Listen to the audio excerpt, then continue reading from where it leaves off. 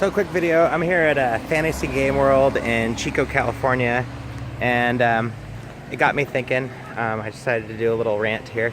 So Chico, California is where I grew up, and out here, this is where my love of comics and gaming really started.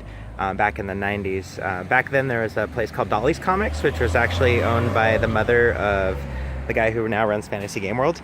And anyways, I used to, like, once a week I'd run up to Dolly's Comics to get the latest edition of Aliens and Predator and things like that back in the 90s, and super exciting, and learned how to play Magic cards. And then there's another shop that opened up that had Warhammer stuff. But the first time I saw Tyranids and Alien stuff, it was at Fantasy Gameworld, which was originally opened up across the hall from Dolly's Comics, and then later Dolly's Comics went out of business, and then her son kind of took over, and then they moved into this house to kind of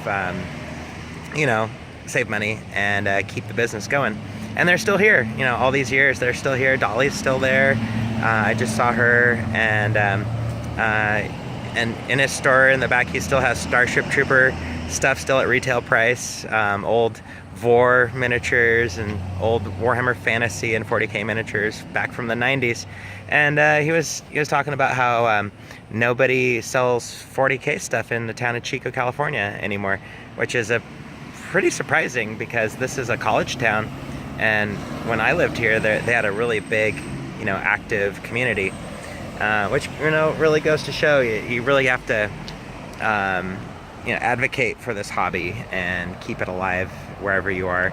And he was even saying that he has people that are interested in Aliens, Predator stuff all the time, like the action figures, but they won't buy other AVP stuff when he tries to tell them about that.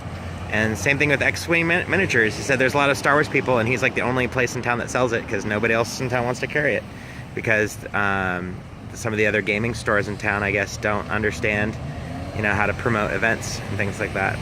So just a little bit of nostalgia coming back to my hometown. Right now I live in Portland, Oregon, so it's a good 9-hour drive north of here, and every time I come by I have to stop by Fantasy Gameworld and see what old things they have. I just picked up a couple of awesome things. I found some old Doom Trooper trading cards. He was selling for $1 a piece for the booster packs, and then the starter packs are only like 75 cents. So pretty awesome. Getting some old Doom Trooper cards, and he's got some old Alien and Predator cards here too. The old booster packs. Big old thick layer of dust on it.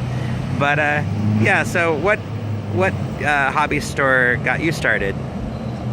Support them, keep them alive. Like this guy right here, he's been struggling for what, 30 years now. So I don't know.